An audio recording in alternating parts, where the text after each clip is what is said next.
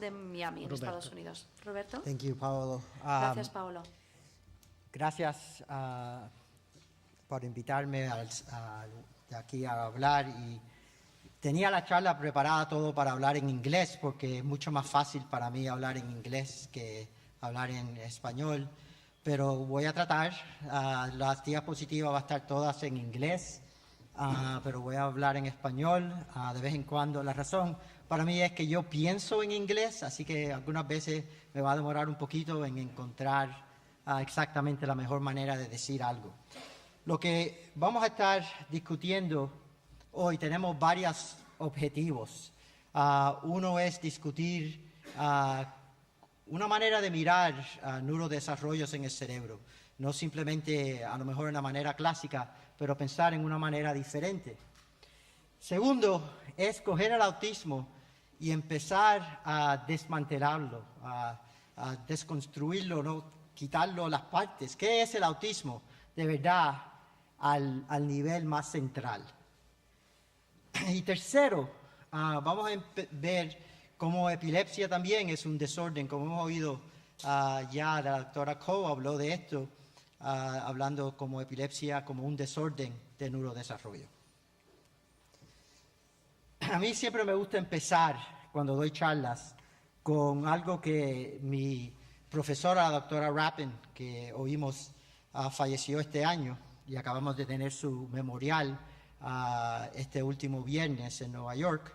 Algo que ella me enseñó desde que hace ya 32 años atrás, cuando la primera la conocí, es algo que yo pienso que ahora mismo, en esta era de genética, es sumamente importante entender los diferentes niveles de discusión que tenemos cuando pensamos en problemas, sea de neurodesarrollo o sea de cualquier problema médico en sí. Y el primer nivel que tenemos que discutir es la tipología o nosología, o lo que hoy en día se llama el fenotipo que estamos describiendo. Esos son simplemente los comportamientos de una persona, son las cosas que estamos viendo, que podemos describir, que un grupo de personas tienen en común. ¿Okay? Y eso es lo que llamamos al nivel de conducta o de comportamiento. El segundo nivel, ese nivel, la doctora Rappin en este papel, que cada vez que yo quiero recordarme de ella, lo leo de vuelta y lo acabo de leer como 3 veces antes de dar esta charla, porque es algo que me recuerda de ella, cómo ella pensaba. Y otra vez, bien importante, pero ella llama a este nivel el nivel A.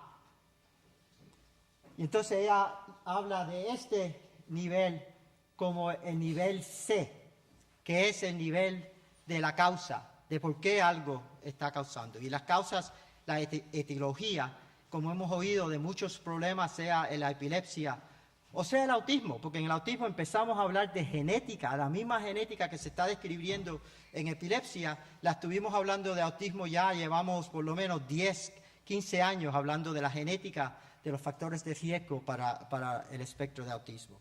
Pero ese es un nivel que yo diría que es un nivel separado a los comportamientos. ¿Por qué es separado al comportamiento? Porque uno puede tener un gen que causa los mismos, un comportamiento, y ese mismo gen en otra persona puede causar diferentes comportamientos. Un buen ejemplo de esta discusión, y lo que le voy a enseñar hoy, es que los mismos genes que hemos hablado esta mañana sobre epilepsia son los mismos exactos genes que existen en el autismo. Entonces, son genes que pueden causar 2 muy diferentes desórdenes. Entonces, ese es otro nivel de discusión. Y otra vez, esto es bien importante porque a nivel de intervención, si no pensamos de esta manera, muchas personas piensan, pero si mi hijo tiene frágil X, él ya tiene un diagnóstico, él no puede tener autismo. Pero no, esos son 2 diferentes niveles de discusión. Uno es el nivel de la causa genética. Sabemos la causa genética de frágil X. Y la otra es la discusión de las conductas y los comportamientos. Y eso tiene mucho valor a nivel de intervención, porque hay intervenciones para esos comportamientos que pueden ayudar a la vida de ese niño. Y eso también es importante, obviamente, cuando consideramos la relación entre epilepsia y el autismo. Y el nivel número B, ¿okay?, es la patofisiología. ¿Cómo llegamos de la causa a esos comportamientos? Y eso sí es complicado. Y eso es donde de verdad nos perdemos muchas veces pensando que esta es la causa del autismo o esta es la otra causa del autismo, pero a lo mejor, hay muchas diferentes cosas que pueden llegar a los comportamientos que hablamos cuando hablamos de los comportamientos que nosotros definimos como autismo. Muchas maneras de pensar en todos los trastornos de desarrollo, no solamente en el autismo. Y vamos a estar discutiendo este grupo aquí, epilepsia, desórdenes del autismo, del espectro autismo, y los niños con déficits intelectuales o los problemas en desarrollo globales que se ven en niños antes de los 5 años. Porque esos 3 desórdenes es la parte de esta charla y viajan juntos muchos. Pero la razón que le quiero enseñar esto es que nosotros hemos hecho estas cajitas, ¿okay? Son cajitas bien lindas, ¿okay? Y parecen bien nice en términos de cómo están situadas en el cerebro. Pero hemos estado haciendo algunos errores, ¿okay? Porque ya hay estudios enseñando que si nosotros diagnosticamos a un niño y lo ponemos en la cajita de trastornos de atención, ese niño, si de verdad tiene autismo, no le hacen el diagnóstico correcto por 3 años después que le ponen en esa cajita. ¿Por qué? Porque nosotros pensamos ya con esas cajitas. Empezamos a pensar, ese niño tiene eso, y cada vez que lo ve, y sean diferentes doctores, empiezan a decir, no, pero si tiene esto, entonces vamos a tratarlo de esta manera. Y no están pensando en qué es la descripción del problema que está teniendo el niño. Así que esto es un problema bastante, en mi opinión, serio que está pasando ahora mismo.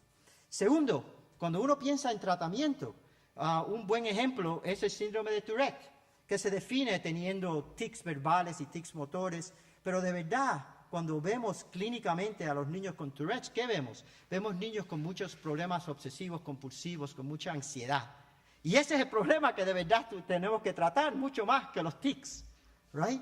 Pero muchas veces pensamos que, ese es el diagnóstico, pues entonces encontramos un tratamiento para ese diagnóstico específico. Así que, en mi opinión, estas clases de cajitas que hemos hecho pueden causar mucho daño si no entendemos cómo llegamos a estas cajitas, porque nosotros las inventamos, nosotros, una serie de médicos. Si no es que no sean verdaderas, son verdaderas porque le dimos una definición. Y cuando hablamos específicamente sobre el autismo, ¿qué es el problema? Es el mismo problema que si alguien viene y me dice, uno de mis residentes me dice, tengo un niño aquí, doctor, que quiero que veas que tiene epilepsia. Pues yo no sé, es un niño que tiene un gen específico, tiene el síndrome de Dravet, que va a parecer muy diferente que un niño que tuvo 2 convulsiones y que está completamente normal. Son 2 completamente diferentes cosas, los 2 tienen epilepsia por definición, pero son 2 diferentes. Y en el autismo es lo mismo.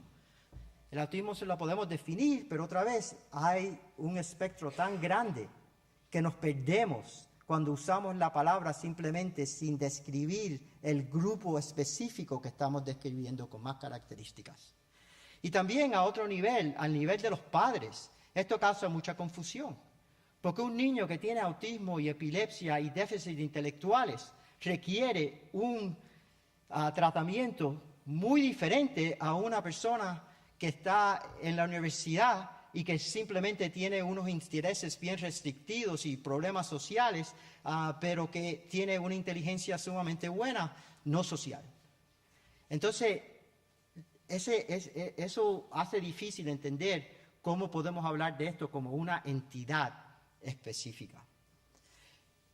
Hemos tratado de, ahora mismo en el Instituto Nacional de Salud, el doctor Thomas Insel, ha tratado de, ya que no está ahí ahora, pero era el de la salud mental del Instituto Nacional, trató de cambiar la mentalidad, a empezar a pensar no en desórdenes, sino en específicas partes de desórdenes, como problemas de ansiedad o problemas obsesivos compulsivos en cualquier clase de desorden y tratar de entender cuáles son los circuitos del cerebro responsables para eso. Pero eso también tiene sus problemas porque eso no nos dice exactamente los síndromes que nosotros hemos definido. Pero yo creo que sí hemos aprendido algo con la experiencia de autismo, que es bien importante también para la experiencia con epilepsia, que por eso es parte de esta charla. Y lo que quiero decirle es que en el autismo podemos definirlo, porque tenemos criterios y vamos a discutirlas. Podemos reconocerlo, y les voy a garantizar que lo podemos reconocer bastante fácil y bastante temprano, ¿ok? Y no es tan difícil. Tenemos muchos instrumentos para hacerlo bien difícil, pero de verdad no es tan difícil. Y tercero, y lo más importante es que de verdad el entendimiento de lo que es el autismo es lo que yo creo que las personas todavía no han captado correctamente. Y yo, por lo menos en mi opinión humilde, yo voy a decirle lo que yo pienso después de 30 años de trabajar en esto o más, que es como yo veo lo que hemos aprendido del autismo. Para definir autismo, bien fácil, tenemos criterios. Los criterios del DSM-5, que son un poquito más amplias, básicamente, que las criterios del DSM-4. Entonces, por eso ya, obviamente, vamos a ver más autismo, porque son más amplias en ese sentido. Vamos a poder definir un niño que tiene eso más fácil. Hay dos cosas bien rápidamente que podemos decir son importantes para el diagnóstico de autismo.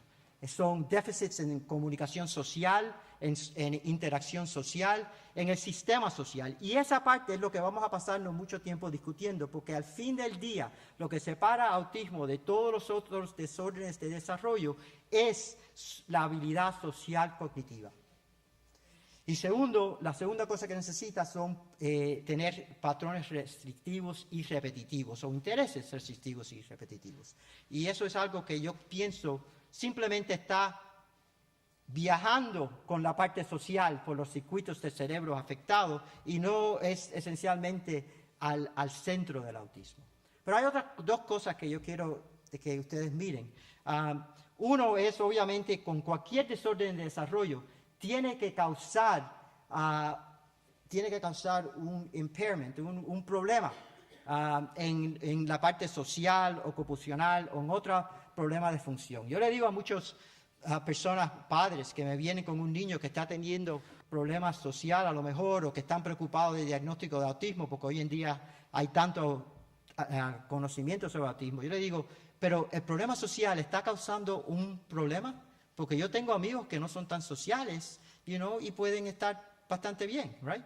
Pero si causa un problema, entonces es un problema, right? Y la única explicación para un problema social cognitivo que tenemos ahora mismo, tenemos que estar pensando en el problema del espectro de autismo.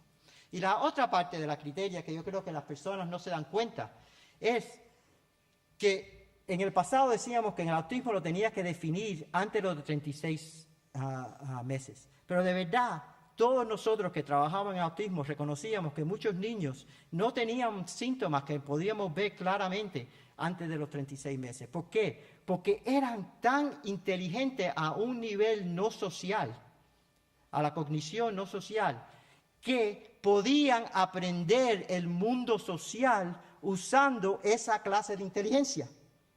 Y vamos a discutir eso ahora un poquito.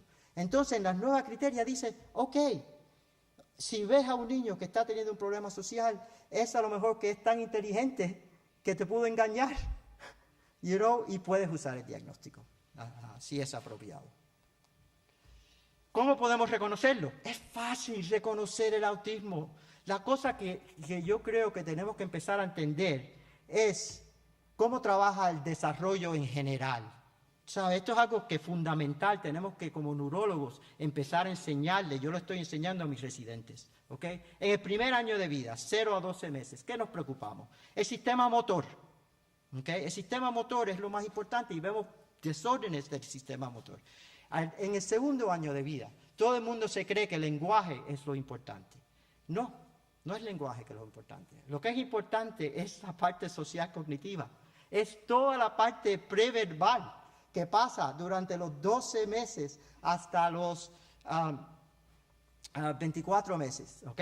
Porque durante ese tiempo un niño entiende cómo responder a su nombre, cómo imitar, cómo usar su dedo para apuntar, cómo tener más interés en las cosas, pero compartir su interés con las otras personas. Esa parte social, esa interacción social, es toda la parte preverbal que después en el tercer año vemos que el lenguaje sube extremadamente rápido, entre 2 y 3 años, entre los 24 y 36 meses, ¿no?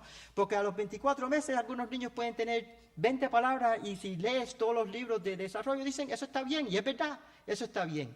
Pero si no tienen las otras partes de la parte no verbal de desarrollo, el lenguaje no va a ir de 20 palabras a más de 900,000 palabras, que es lo que tiene que tener un niño de 3 años. Y no solamente son las palabras, esa es la otra parte que nos olvidamos. La comunicación no es simplemente hablar, es cómo usa un niño la comunicación a un nivel de una conversación social. Y a los 3 años ya un niño está teniendo una conversación social. Y si no estás teniendo una conversación social, hay un problema. ¿Okay? No digo que es un problema serio necesariamente, pero es un problema en la semántica pragmática del lenguaje. Y eso puede afectar la parte del desarrollo social. Entonces, esa es la manera que yo miro la reconoción del autismo, es reconocer que hay déficits preverbales en la manera que un niño comunica con eso. Ahora, entender el autismo. Esta es la mejor explicación, perdonen la simplicidad de esto, pero es la mejor manera que yo puedo entender lo que yo he estado viendo por 30 años, la diferencia entre individuos con autismo. Y yo hablo del cerebro Google, ¿ok? Cuando hablo con los padres. El cerebro Google es el cerebro lógico, analítico. Es como uno aprende una lista de números, ¿ok? Y si tú tienes un cerebro Google, tú puedes hacer súper bien, ¿ok? Hay muchas personas que con un cerebro Google pueden funcionar en la vida bastante bien y lo podemos medir. ¿Cómo medimos el cerebro Google? Con un coeficiente intelectual. Tenemos exámenes para eso, bien específicos, neuropsicológicos, ¿ok? Pero hay otro cerebro bien importante que no le hemos dado importancia, y es el cerebro Facebook. Es el cerebro social emocional, que también incluye un coeficiente social, un coeficiente emocional, puede incluir la parte obsesiva compulsiva, un coeficiente de eso también si queremos, ¿ok? Y eso es importante porque si uno tiene un cerebro Facebook bastante bajo, ¿ok? Y esto está bien alto, uno puede navegar el mundo, ¿ok? Pero voy a decir una cosa, si esto está bajo y esto está bajo, ahí tenemos más problemas. ¿Okay? Y esto tiene mucha importancia también cuando miramos a las asociaciones de desórdenes como el autismo con la epilepsia. ¿Okay? Nos ayuda a entender un poquito de lo que está pasando. Y a nivel de intervención tenemos lo que yo digo es FaceTime. Porque una de las mejores maneras de cambiar el cerebro de un niño, de un infante, bien tempranamente, es meternos en su cara y enseñarle cómo trabaja el mundo social. Y al fin del día, si lo llamas ABA o lo llamas cualquier otra clase de intervención que tenemos para autismo, si uno lo mira, es intervenciones que son estructuradas, intensivas y frecuentes. Right? Esas son las 3 cosas. No importa si eres un terapista de lenguaje o si eres un terapista ocupacional o si eres un educador. Si tú puedes hacer esas 3 cosas en una manera efectiva, vas a tener un cambio en la parte social. Y cuando cambias usando comportamientos, el cerebro, la manera que el cerebro está formado, es igual que si lo estás cambiando con una medicina. Es más, la suposición es que estas intervenciones trabajan cambiando la expresión de los genes. ¿Okay? Autismo es un desorden genético, 80% de todo el autismo es genético, ya los estudios han enseñado eso. Y otra vez, son las mismas genes que epilepsia, por eso esto es importante empezar cuando empecemos a hablar de intervención. Pero usando las intervenciones a un nivel social, podemos cambiar la expresión de la genética. Y tercero, es cómo vamos a mirar qué pasa con el desarrollo después de tiempo. Ahora, vamos a desconstruir el autismo un segundo y decir que el autismo, cuando de verdad lo empezamos a pensar que está al centro, es lo que se llama la cognición social. Y esto es una definición por el Dr. Green, que trabaja en UCLA, es un psicólogo, tiene un laboratorio entero dedicado a cómo entender cognición social en personas con esquizofrenia. Pero todas las cosas que él escribe en este mismo papel, él habla que la cognición social también es exactamente lo mismo en esquizofrenia que en autismo. Es la misma clase de cosas que tenemos que hacer. Incluye los procesos que usamos para percibir, para coger información y ponerla en su lugar, para poder regular la información en diferentes ambientes. Muchas personas dicen, oye, pero ese niño con autismo aprendió todo esto en este ambiente, pero no lo puede aprender en este próximo ambiente. ¿Por qué? Porque no entiende que esas mismas reglas socialmente aplican en este ambiente que aplican en este ambiente. La otra cosa es que ninguno de ustedes puede aprender nada si no puede coger esa información y ponerla en un contexto social apropiado. ¿Okay? Poner información en un contexto social apropiado lo cogemos como si fuera un reflejo. Nadie se da cuenta que hacemos eso todo el tiempo y que un niño empieza a hacer eso tan tempranamente como el primer año de vida. Pero no lo enseñamos. No le enseñamos a un niño que nos mire en la cara, que haga estas cosas, right? No consideramos eso como tan importante. Al nivel de qué son las cosas que de verdad se han mirado en la epilepsia. Okay. Hay dos cosas que hemos mirado más bien. Sí, vamos a hablar de cómo el autismo y epilepsia están juntos. Eso es verdad. Pero también tenemos que hablar que los estudios que se han hecho específicamente en niños con epilepsia están mirando a dos partes bien específicas de lo que llamamos cognición social. La reconocimiento facial emocional y la teoría de la mente. La manera que nosotros podemos pensar, saber lo que otra persona está pensando y que esa persona está pensando algo y va a actuar de cierta manera porque con nosotros podemos leer la mente de esa persona. Todos nosotros hacemos eso todo el tiempo cuando estamos teniendo una conversación, hablando con la persona, podemos mirar la cara, ver la expresión emocional y podemos empezar a inducir en nuestra mente qué es lo que esa persona de verdad está pensando. Y cuando vemos a personas con el espectro de autismo, estas son dos cosas que también están bien mal. Y también en las personas que son relacionadas a personas con autismo, podemos ver que esto no está trabajando al mismo nivel que en otras personas. Y en epilepsia vamos a discutir los estudios que están enseñando que esto en una mayoría grande de individuos con epilepsia no está trabajando muy bien. Específicamente también esto tiene que ver mucho con la motivación social y la atención social. Y por eso hay mucha confusión, porque todo esto es también bastante amplio. Cuando hablamos con temas como atención y cognición social, estamos hablando de cosas bien amplias. Cuando empezamos a hablar de reconoción de emociones faciales y teoría de la mente, un poquito más específica, pero todavía bastante amplias, ¿ok? Pero el punto es que todo esto es parte de lo que llamamos la cognición social, que es central a lo que hablamos cuando hablamos de autismo, y es lo que tenemos que de verdad ver y poder entender cómo cambiar. Ahora, ¿cuándo es lo primero que vemos un problema socialmente en un niño? Esto es bien interesante y es trabajo que ha salido del laboratorio del Dr. Quinn y también John Constantinos, que ha hecho mucho trabajo a nivel de cómo medir la diferencia entre todos nosotros a un nivel social. Cuando miramos las habilidades sociales en la población en general, es una curva igual que si fuera una curva de la inteligencia. No todo el mundo tiene las mismas habilidades sociales y las mismas habilidades en términos de cómo reconocer emociones y todo eso. Pero, otra vez, al nivel donde uno puede ser muy, muy bueno en eso o puede ser muy, muy malo, entonces podemos empezar a entender dónde termina la normalidad en ese sentido. Pero los primeros signos que hay un problema en el desarrollo social en un niño puede empezar como a los 2 o 6 meses. Y esto se ha estudiado usando técnicas que en el laboratorio del Dr. Quinn y el Dr. Jones en Atlanta han hecho. Y básicamente lo que han hecho es poner niños y ver dónde están mirando a diferentes estímulos. Y especialmente lo que notan es que cuando ponen un estímulo de una cara, estos niños miran menos que si pones un estímulo que no es biológico, otra clase de cosa que no sea biológico. Entonces, imagínense, si un niño empezando a una edad como a los 6 meses empieza a tener una disminución en la habilidad de tener un enganche con la cara de su mamá o de su papá o de las personas que estén trabajando con él, pues entonces ese niño no está cogiendo la información importante social para tener una base, para poder empezar a conseguir todas las otras cosas que necesita, que son mucho más complejas a un nivel social cognitivo.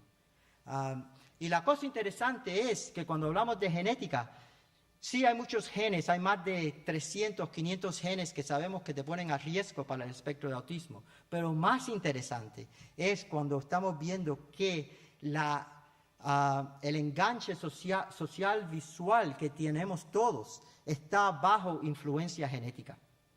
Y eso también acaba de salir en un papel en Nature aquí en el 2017 que hizo el doctor Constantino también colaborando con el doctor Clint. Y esto es sumamente interesante y sumamente importante, ¿ok? Porque ahí sabemos también con otros estudios que podemos cambiar eso, ¿ok? Aunque está bajo influencia de genética, lo podemos cambiar con intervenciones que no son intervenciones de fármacos. Entonces, la otra cosa que sabemos es que esta variación en cómo procesamos información social varía bastante en la población en general. Hay un circuito que ya estamos entendiendo que es un circuito, una red de neuronas del cerebro social. Y incluye áreas específicas que tienen que ver con reconexión de las caras, ¿okay? Podemos ver aquí dónde está eso, en la amígdala, que es importante, el fusiform face area, esto está aquí, que es también importante en eso, y tenemos el superior temporal gyrus, importante también. Esta red de neuronas es bien importante en términos de la parte social cognitiva. Y también hay una área aquí que quiero simplemente poner para que ustedes se recuerden, que es lo que llamamos el ventral tegmental area, que es una parte bien importante, bien conectada por aquí mismo con la amígdala, pero bien importante en términos de cómo nosotros nos satisfacemos con diferentes recompensas sociales, con un beso, con un cariño y todo eso. Es una área que ya estamos reconociendo como una área bien importante en esta red de neuronas que causan el cerebro social. Y es importante entender que la red de neuronas que causan el cerebro social es una red igual que la red de epilepsia. La epilepsia no viene de un lugar del cerebro, hay una red de neuronas también y puede iniciar en un lugar y después ir para otro lugar y darte otros síntomas, aunque de ahí no está saliendo el foco epiléptico. Y esto es todo, nosotros podemos ver en personas todos los días, entre todos nosotros, que tenemos diferentes niveles de cómo interactuamos social. Podemos reconocer que hay personas que tienen más dificultad reconociendo información social, cogiendo las cosas más sutiles de la parte social, de tener un interés en compartir la experiencia social con otra persona y en leer emociones. ¿Okay? Todas estas son cosas que todos nosotros, eso es parte de quienes somos, ¿no? Y no todos tenemos las mismas habilidades. Entonces, para mí, convulsiones es para epilepsia como la cognición social es para el autismo. ¿Okay? Y eso es central para mí. Si vamos a de verdad tratar las convulsiones en epilepsia, que yo pienso que es sumamente importante, pero no es todo lo que tenemos que hacer, pero es sumamente importante, yo estoy de acuerdo con eso. También tenemos que reconocer que si vamos a de verdad tratar autismo, tenemos que tratar la parte de cognición social, porque si no, de verdad no estamos tratando el autismo.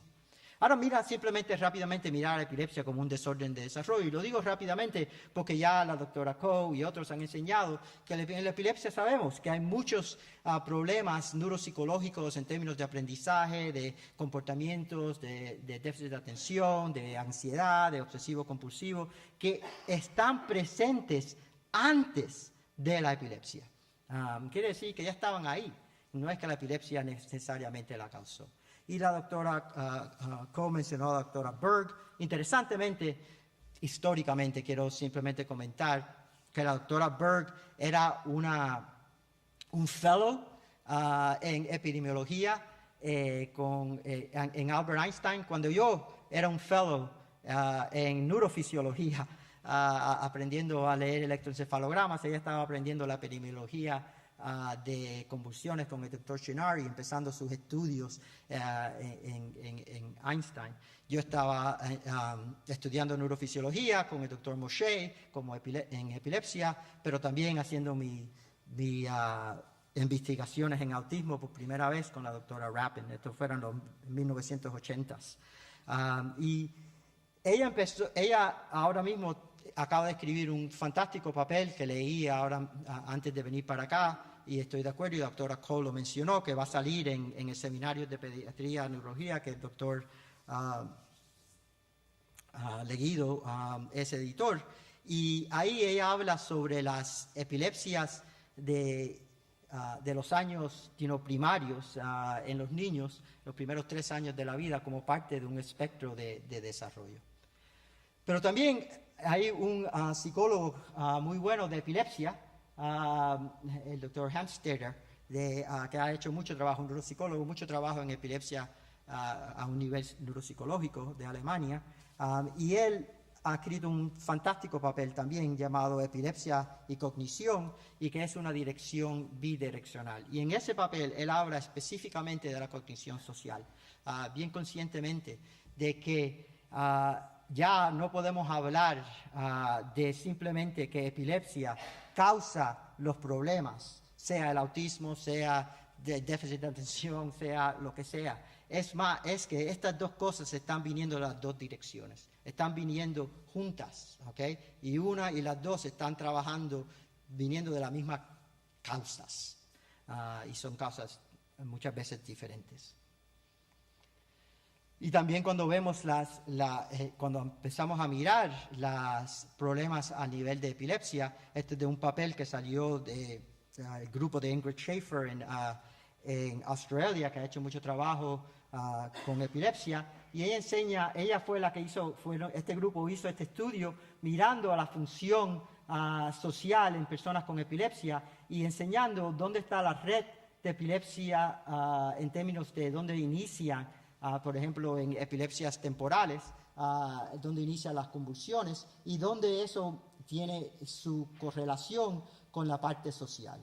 Específicamente la parte de la amígdala, la parte del fusiform gyrus y el superior temporal sulcus. Estas 3 partes, esta y esta, son lo que son centrales también en el cerebro social y son lugares donde de verdad inician muchas de las convulsiones. Otra vez, por eso vemos esta relación. Y lo mismo podemos decir cuando miramos desórdenes como ansiedad y obsesivo-compulsivo, que se ven también muchas veces en niños con epilepsia y obviamente en niños con autismo, porque es las mismas neuronas, la misma red de neuronas que están afectadas. Y otra vez, es como hemos tratado de separar estos desórdenes, cuando de verdad al nivel del cerebro hay mucho overlap,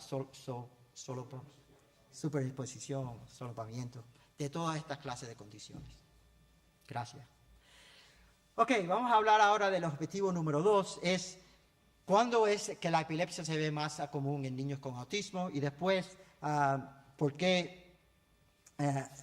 cuándo es que se ve autismo más común en niños con epilepsia, y cuáles son los mecanismos que podemos decir, sabemos que pueden ser la causa de estos dos desórdenes. Ok, pensando en el trabajo que ya son trabajos demasiado de viejos. Estos fueron mis primeros trabajos en 1991 con el doctor Chenard, que es conocido mucho en epilepsia, y la doctora Rapin, que ya hemos hablado. Y nosotros miramos a 2 grupos de niños, uno con autismo y uno con disfasia como control, para ver qué eran los riesgos, los factores de riesgo para epilepsia. Y lo que encontramos muy fácilmente es que lo más que la inteligencia estaba por debajo, lo más chances que tenías de tener autismo. Y cuando miramos a los niños que tenían una inteligencia bastante normal y no tenían ningún otro riesgo para tener epilepsia, pues la cantidad de esos niños que conseguían, la prevalencia que teníamos era como de un 6%, comparado con el grupo que tenía un problema de disfasia y no tenía autismo. Entonces, bastante cerca a esos 2 grupos, ¿ok? Y entonces ya desde ese momento sabíamos que el nivel de inteligencia es un factor principal en la relación entre el autismo y la epilepsia. Y hay ya un artículo de la doctora Berg otra vez que ha dicho que de verdad que si quitamos el nivel de inteligencia, de verdad que no hay una relación entre autismo y epilepsia. Yo no estoy de acuerdo, porque vamos a discutirlo, pero sí estoy de acuerdo con el principio que nosotros mencionamos desde los 1990, de que sí, el factor de riesgo más grande para tener epilepsia en niños con autismo es el nivel de inteligencia. Y lo interesante es que mirando esto, nosotros identificamos Y otras personas habían hecho esto también, estos dos picos, ¿no? Y yo pienso que este pico eran los niños que empiezan con epilepsia primero, en los primeros años de vida. O sea, aquí están las encefalopatías epilépticas. Estás empezando, estos son niños con espasmos infantiles, etcétera, y esos niños tienen riesgo de tener autismo, pero también tienen muchos déficits intelectuales. Pero hay otra cosa que tenemos que mirar, que la mayoría de los niños con autismo y adultos, porque esto sigue, esto no fue parte de nuestros estudios, pero después se repitieron y sabemos que en la tercera y cuarta y quinta década de la vida de individuos con autismo, la prevalencia de epilepsia sigue subiendo. Y eso no se ve en el síndrome de Down y no se ve en trastorno, en parálisis cerebral. No se ve. Solamente se ve en autismo que esa prevalencia sigue existiendo. Así que hay algo sobre el autismo y qué es lo que causa, en general, la disfunción a nivel de que vemos en autismo, que dice que es el riesgo para coger epilepsia. Y eso también nos dice que no es tan fácil decir que la epilepsia causa el autismo. Unas personas dirían, eso es aquí, en este grupo, pero ¿qué diríamos aquí? Aquí el autismo empezó primero y después vino la epilepsia. Entonces podemos decir que a lo mejor el autismo causó la epilepsia. ¿Okay? Porque eso es como está en ese sentido. La otra cosa que vamos a hablar un poquito más tarde es la regresión. La regresión, podemos decir, ¿no? Vamos a decirlo ahora, que no hay una correlación directa entre tener epilepsia y tener una regresión. No hay una correlación en términos de convulsiones y no hay una convulsión en términos de ninguna descargas epilépticas. Otra vez, para enseñar que estos estudios ya tenemos meta-análisis enseñando que si tienes un coeficiente intelectual menos de 70, los chances son 20% que vas a tener convulsión si empiezas con niños con autismo, y si son personas con autismo con un nivel de inteligencia por encima, un coeficiente intelectual por encima de 70, pues baja a 8%. Y esos son varios estudios que han hecho eso. Y cuando miramos poblaciones específicas, sí importa si tu nivel de inteligencia está por debajo de 40, pues casi 50% de esos niños tienen epilepsia. A nivel, otra vez, podemos mirar esto bien específicamente, y las dos cosas que sabemos que son factores de riesgo si tienes un niño con autismo para tener epilepsia es la edad, ¿ok? Quiere decir que cuando sube la edad hay más riesgo de tener autismo, y la habilidad cognitiva de la persona. Y por un punto, por cada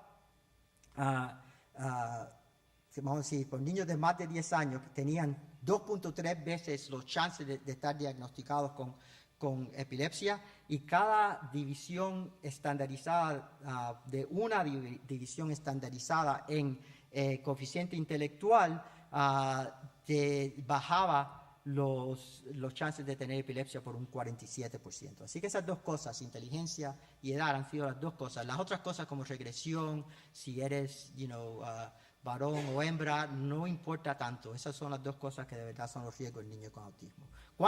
¿Qué pasa con niños que empiezan con epilepsia?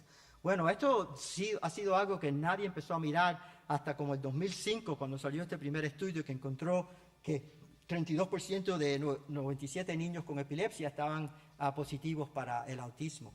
Y después han habido varios estudios que han enseñado que esto puede venir de 21 a 37% de niños con epilepsia pueden tener lo que llamamos el espectro de autismo. En este estudio, otra vez, que yo tuve el honor de estar en este papel, pero de verdad este trabajo fue el trabajo que empezó la doctora Burke en la comunidad de Connecticut, que fue un estudio prospectivo mirando la primera convulsión.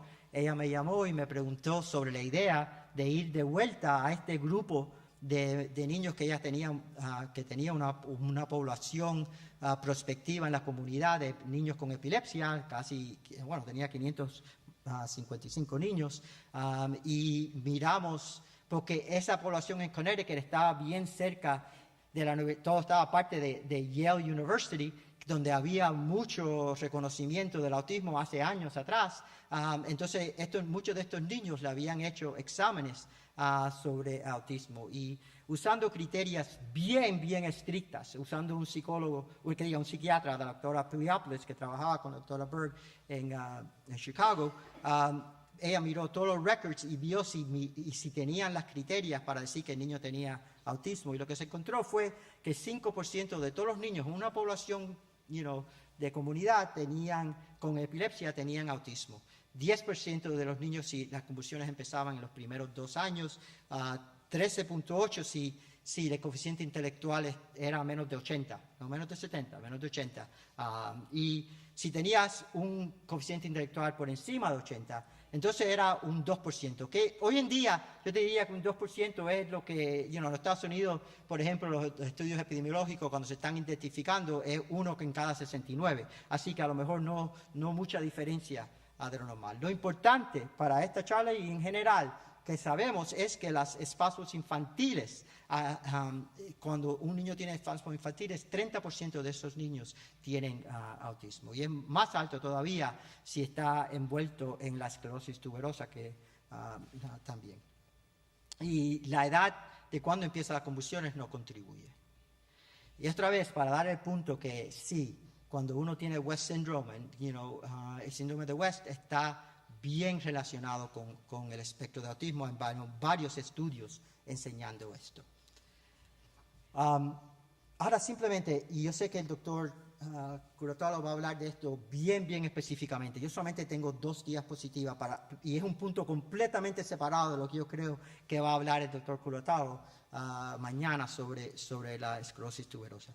Pero estos fueron estudios de Shefali Jesti, que está ahora en UCLA, una neuróloga pediatra que vino de Boston Children's, trabajó con el grupo de Mustafa Sahin, que ha hecho mucho trabajo en tuberosclerosis, es parte del network que hay en los Estados Unidos de tuberosclerosis. Y ha publicado 2 papeles en neurología, uno en 2014 y uno en 2016. Y yo he cogido los datos de esos 2 papeles y los he puesto juntos. Ella es una amiga mía, hemos hablado de esto por mucho tiempo, sobre qué quiere decir, qué significa lo que ella ha encontrado. Y básicamente 95% de los niños que tenían tuberosclerosis tenían diagnosticado con epilepsia antes de los 24 meses, 65% de esos niños tenían espasmos infantiles, 55% tenían criterios de autismo. Y lo interesante es que ella enseñó que los síntomas que se usaban para definir autismo en niños con esclerosis tuberosa eran los mismos. Esos niños tienen lo mismo que si no tuvieras esclerosis tuberosa. No es que son 2 diferentes clases de niños. Y eso se hizo usando exámenes bien específicos, observaciones bien específicas en términos de todos estos niños fueron estudiados a los 3 meses, 6 meses, 12 meses, 24 meses, 36 meses, con estudios todos bien estandarizados. A los 6 meses de edad ya encontraron que niños con esclerosis tuberosa estaban diferenciando por los controles en términos de los comportamientos que tenían que ver con social visual. Bien interesante, ¿no? Todos los niños, ¿ok? A los 6 meses ya tenían esas clases de comportamiento. No había una diferencia después de los que tuvieron autismo, no. A los 6 meses no se encontraba diferencia. Pero cuando llegaban a los 12 meses, ya los niños que tenían TSC, que van a tener después autismo, ya tenían déficits en todas las otras partes cognitivas. Y específicamente la parte no verbal de comunicación no estaba respondiendo de una manera apropiada, y ya para los 12 meses eso podía predecir cuáles de esos niños iba a tener autismo. Si no tenían esos signos que decían, ok, no estás comunicando socialmente apropiadamente preverbal. La otra parte que interesante de esto para mí fue que si miran al grupo con TSC y no autismo, no tenían espectro de autismo, tenían la misma clase de epilepsia, la cantidad de epilepsia. A lo mejor ese grupo tenía un poquito más, pero no mucho más, que el grupo que simplemente tenía autismo y tuberosclerosis, ¿ok? Pero el grupo que tenía TSC y no tenía autismo mantenía mejor habilidades cognitivas que ninguno de los otros 2 grupos. Esto es sumamente importante si empiezan a pensar en esto. Eso quiere decir que a lo mejor no es simplemente la epilepsia, pero que si tienes autismo, la parte antes de autismo, tener problemas social cognitivos, eso puede influenciar lo que nosotros estamos hablando de la cognición no social. ¿Ok? Entonces esa relación yo creo que es bien importante y vamos a discutirla cuando discutimos intervenciones.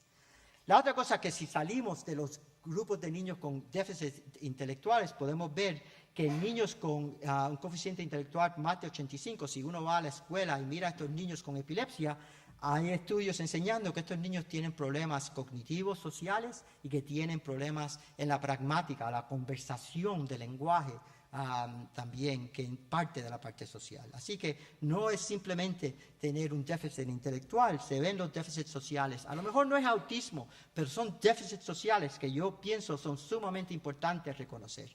Y esto fue un estudio otra vez del grupo de Ingrid Schaefer de Australia, enseñando otra vez en un grupo bien grande de personas, en un meta-análisis, que la reconoción facial emocional y la teoría de la mente está reducida en personas con epilepsias y el control que tenían eran los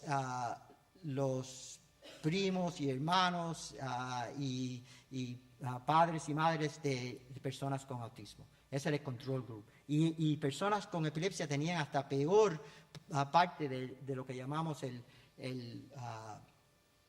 broader autism phenotype, ¿no? La parte social cognitiva que va por encima de autismo. Y esto yo pienso que es bien importante, que la parte social cognitiva en personas con autismo, con epilepsia, está afectada. Y otra vez, no había nada que ver con edad, con nivel de inteligencia. Y la conclusión de este grupo, después de haber estudiado todas estas personas en términos del metaanálisis, fue que de verdad hay mecanismos que epilepsia y función social cognitiva tienen en común. Y en ese mismo sentido que el autismo y epilepsia tienen en común. La otra cosa que salió en estos últimos años fue en el 2016, salieron 2 papeles enseñando que si una persona con epilepsia estaba a riesgo de tener autismo y que los hermanos o hermanas de una persona, de los niños de una persona con epilepsia, tienen más riesgo de tener autismo. Y lo mismo se encontró si uno tenía autismo, estaban a más riesgo de tener epilepsia y los hermanos y hermanas de esos niños con autismo tenían más riesgo de tener epilepsia. Entonces la idea de verdad es que esto es una bidireccionalidad entre el autismo y la epilepsia. También estos son los mecanismos, y muchos de estos mecanismos se discutieron esta mañana, y muchos de estos genes ustedes la van a reconocer, ¿no? Estos fueron los genes que hablamos, ¿ok? De todas estas genes, el ARX, el SCNA1A, Norexin, el CatNap, el GABA receptor function, el GRIN2A, todas estas son las cosas que vemos en común en epilepsia o en autismo. ¿Y cómo sabemos eso? Porque puedes tener una de estas cosas, un GRIN2A, y simplemente tener autismo, o puedes tener epilepsia, o puedes tener las dos cosas. Se ha descrito en las 3 diferentes poblaciones. Y lo mismo para todas estas genes. A nivel de dónde vemos la realidad de dónde se une epilepsia y autismo, se unen al nivel de la parte sináptica. Y todas estas cosas que vemos aquí son diferentes mecanismos de diferentes desórdenes que ya podemos identificar los mecanismos, y estos son los lugares donde de verdad hemos aprendido de los síndromes de autismo que estos son los lugares a este nivel donde de verdad vemos estas clases de manifestaciones. Entonces, por último, para esta parte de la charla, es que déficits sociales es sumamente importante cuando miramos a lo que va a pasar a un niño en términos de su desarrollo final. Y tenemos que reconocer eso y tenemos que reconocerlo temprano. Sabemos que la parte social cognitiva está afectada en niños con epilepsia, independiente en la parte no social de cognición, y también sabemos que la inteligencia social es importante en términos de causar la relación entre epilepsia y autismo, y sabemos que autismo es mucho más común en las encefalopatías epilépticas, y sabemos que la epilepsia o la actividad epiléptica no es causa de autismo. No tenemos ningún datos después de muchas investigaciones de más de 20 años que eso es una causa. Y por último, sabemos que autismo y epilepsia tienen muchas cosas en comunes en términos de mecanismos y de causas. Gracias. Many